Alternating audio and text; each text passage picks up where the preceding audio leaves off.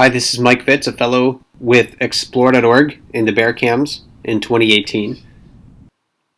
And I am testing my computer and some equipment to see how feasible it would be for me to do live play-by-play style broadcasts from my home. I am not at Brooks River right now. So this is not a formal play-by-play. I'm going to try to narrate a little bit of the bear activity that we see, but I'm mostly going to be focusing on making sure that the video stream and the audio stream is working well. So there will definitely be pauses while I'm typing, talking to one of the website technicians at Explore.org. And right now we're looking at an adult female on the island downstream of Brooks Falls. And this looks like number 504. She's a female that was identified for the first time just a few years ago.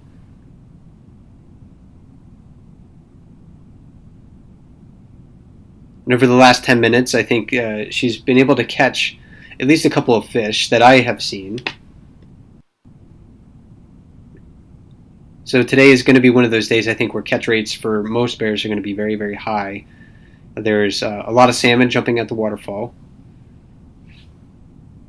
and that is reflective of just really high salmon densities throughout the river. So even if there are younger bears downstream or hovering on the fringes of Brooks Falls that might not be able to catch fish right at the waterfall, older bears that are fishing there consistently will start to leave carcasses behind as they get full, and those younger bears will scavenge them.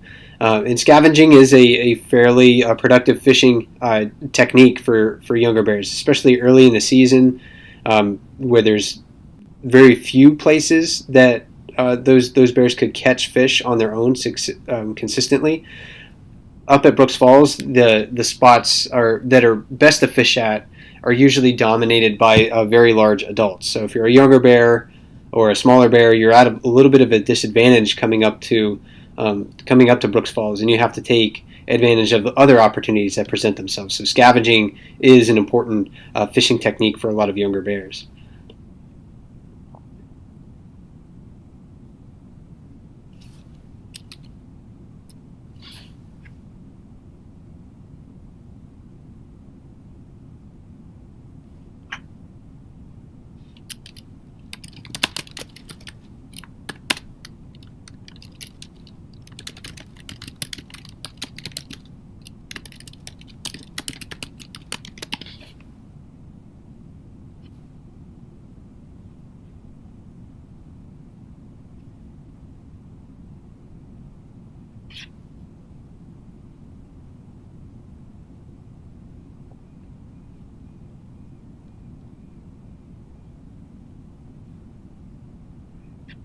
And we were testing to see whether I could have two of the feeds sort of embedded into my computer here, so I could switch and toggle between the view on the main falls camera, which we're looking at right now, and the camera that's at eye level with the bears at Brooks Falls, the one we're calling Falls Low.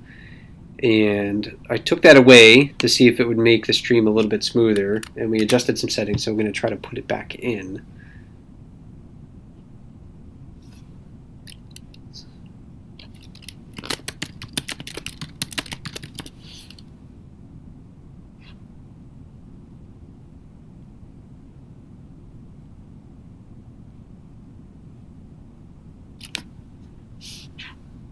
Okay, so there it is. And this is a different view of sort of like the same area. It doesn't have as much of the ability to see up and down river, just because the platform's in the way, vegetation is in its way. But it gives you a bit of an eye level view of standing on the bank right next to the river. So 747. One of the largest adult males at Brooks River, sitting in the water. He's very skilled at fishing, loves fishing in that jacuzzi, and on a day like today, this is going to be a day where he can easily catch maybe 3 dozen, 4 dozen salmon without trying very hard. At this time of the year, there's almost always salmon sort of pooling in that plunge pool below Brooks Falls. You can see where the salmon are jumping. So right below there in that plunge pool, there's almost always salmon churning in there. So it makes it a very productive place for larger bears to fish. But when salmon are especially abundant, when there's a lot of fish jumping, then it's extremely easy for them to catch fish from that location. So this will be another really big day of caloric profit for 747. And it's not like he necessarily needs to eat a lot of fish right now. I mean, he is very, very fat. He almost looks like he's ready for hibernation right now. And that's kind of remarkable considering the time of the year that it is. I mean, it's only mid-July. So he's well ahead of the game compared to a lot of other bears.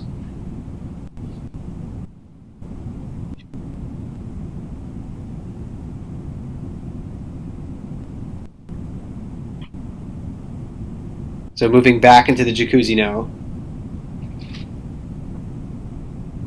When bears fish that spot, they tend to have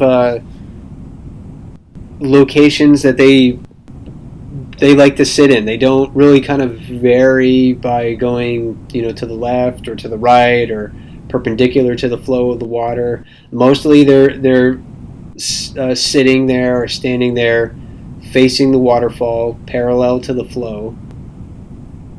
And when you're sitting in that spot, it's really difficult to see into the water there. It's actually impossible to see into the water because all you're seeing is just bubbles and bubbles and bubbles. So bears are fishing there by feel. They're waiting for salmon to bump into them. That way they can pin it to their bodies. They can pin it to the ground with their paws and then grab it with their teeth. So when you see, from time to time 747 twitch or stick his face into the water, that's probably because he's trying to grab a salmon in that moment.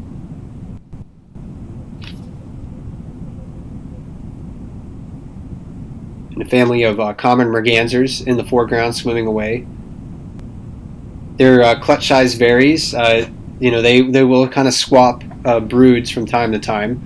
So sometimes two families of mergansers will come together, and one one mother will leave with all of the chicks. So they seem the chicks are imprinted on adult female mergansers, but not necessarily their specific mother. And there's actually a little bit of evidence of that happening in brown bears as well. We haven't seen sort of cub swapping happening at Brooks River, but it's been documented at McNeil River, which is just to the north of Katmai National Park on Cook Inlet. It seemed to be some unique circumstances with a certain set of females that were fairly tolerant of one another. We haven't seen that at Brooks River, but it certainly is possible. We've seen evidence of adoption at Brooks River, but not necessarily cub swapping. It seems like the females at Brooks River tend to give themselves a little bit more space, and the cubs don't interact with other cubs of same age from different litters very often. So the likelihood of cub swapping happening is a little less. And one good look here at a younger bear, and again, this is you can look at this bear looking around, kind of scanning all the time. Not only is it scanning for fish, but it's scanning for threats. It knows that this is an area where a lot of other larger bears frequent, and those bears are not only intimidating to it, but they're also physical threats too. So that those younger bears like to avoid confrontation as much as they can. And that one walking out of the area as 747 catches a fish.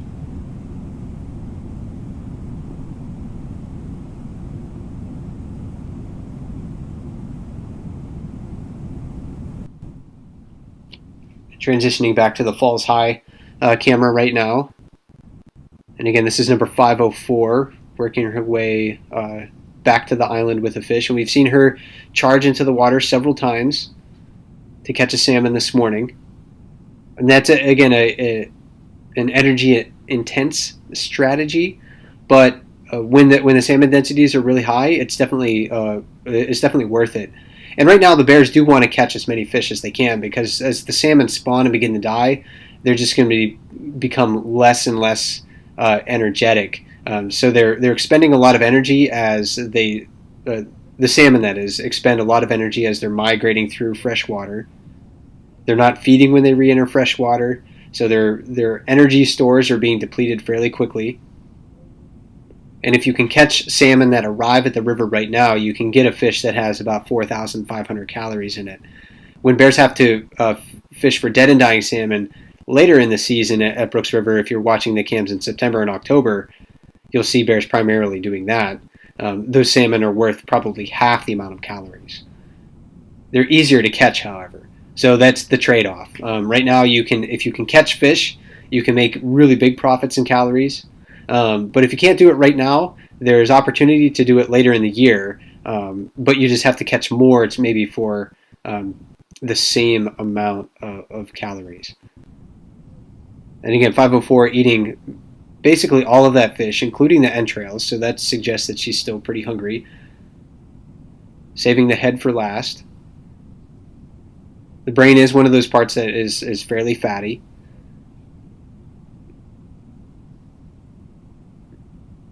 So it's a part of the fish that the bears often don't ignore. The gill covers, the mandibles on the fish, the entrails, those are usually and the gills, those are usually the parts of the fish that the bears are most likely to leave behind. And of course, those are quickly picked up by hungrier bears or the gulls. You'll see glaucous wing gulls, mew gulls. Occasionally this summer, I was able to see a Bonaparte's gull that has a very black head visit the waterfall area, and also one herring gull. And those are common in other places in North America, but we don't see them too much at Brooks River. There's maybe a couple that visit every year. And bears are facilitating sort of the energy transfer of salmon throughout the ecosystem at this time of the year.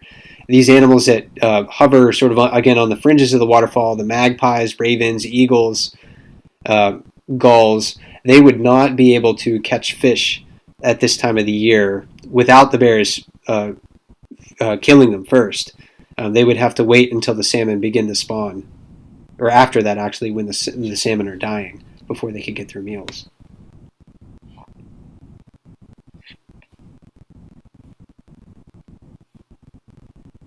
And again, if you're just tuning in, my name is Mike Fitz. I'm a fellow with Explore.org in the Bear Cams in 2018. And I'm just doing some testing this morning.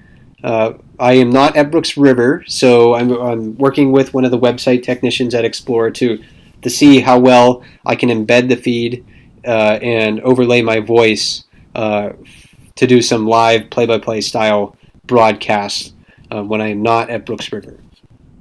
So again, my narration might not be that smooth. I'm going to be thinking about audio settings and video output settings, things like that. So I may be typing from time to time. I may be silent as I am trying to work through some of those technical issues.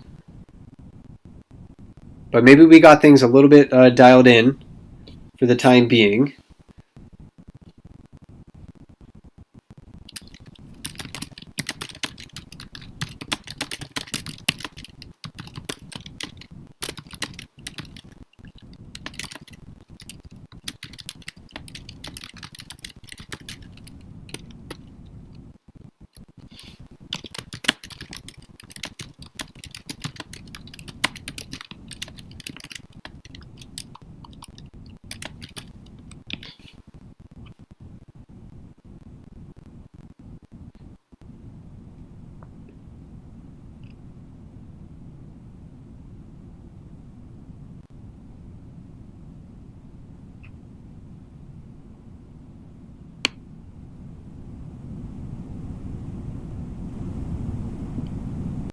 I'm going to try nudging up some of the ambient sound from Brooks Falls.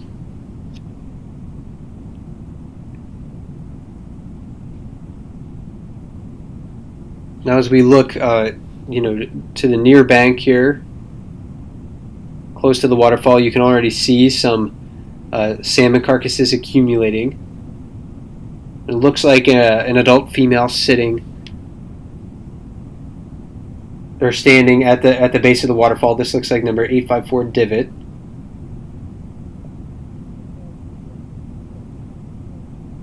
She's a bear that was raised in this area as a cub. She's also had a couple of litters of her own.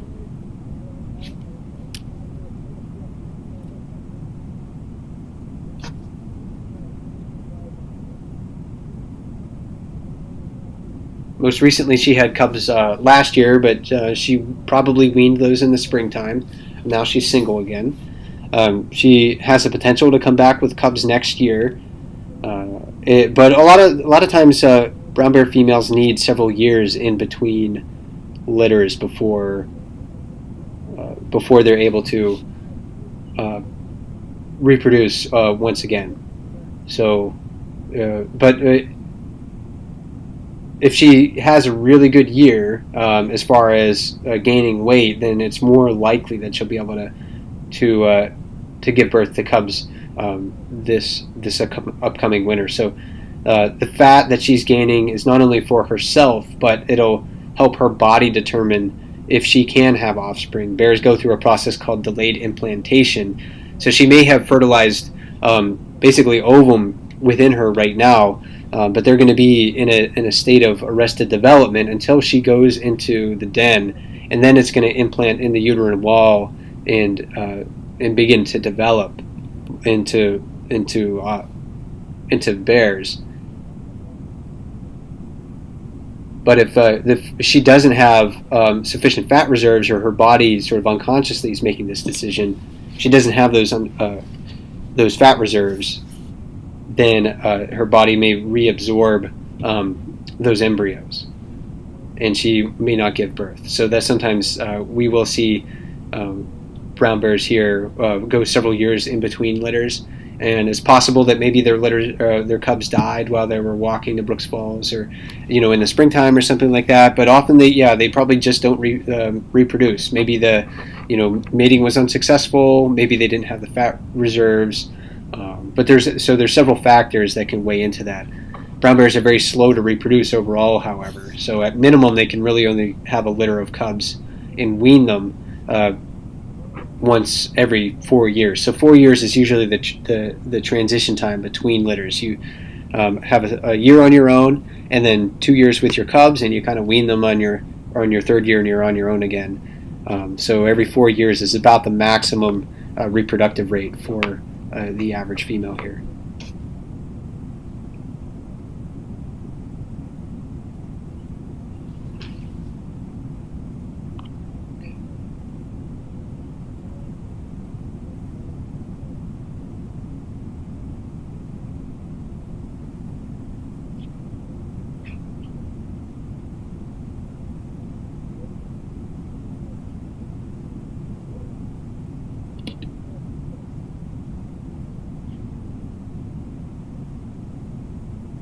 And a few younger bears downstream.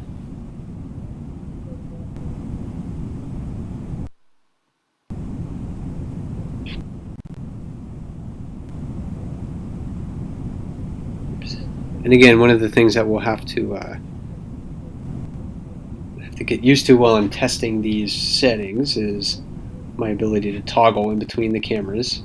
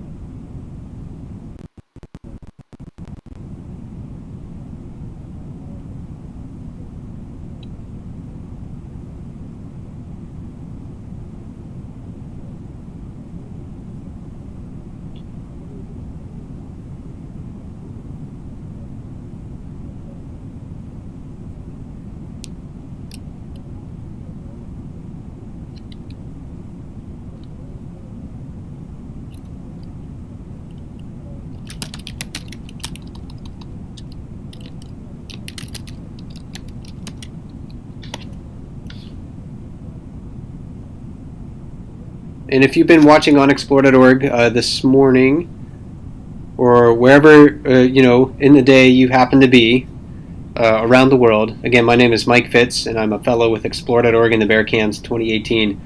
And I was just trying to test some settings to get them dialed in so I could do some play-by-play style broadcasts when I am not at Brooks River. So I'm not there right now, but I will be joining everybody in the comments this afternoon at 2 p.m. Pacific time, 5 p.m. Eastern time. So please, if you have questions, join me then. I'll be happy to try to answer those. I'll be in the Brooks Falls live chat or Brooks River live chat channel, answering questions there.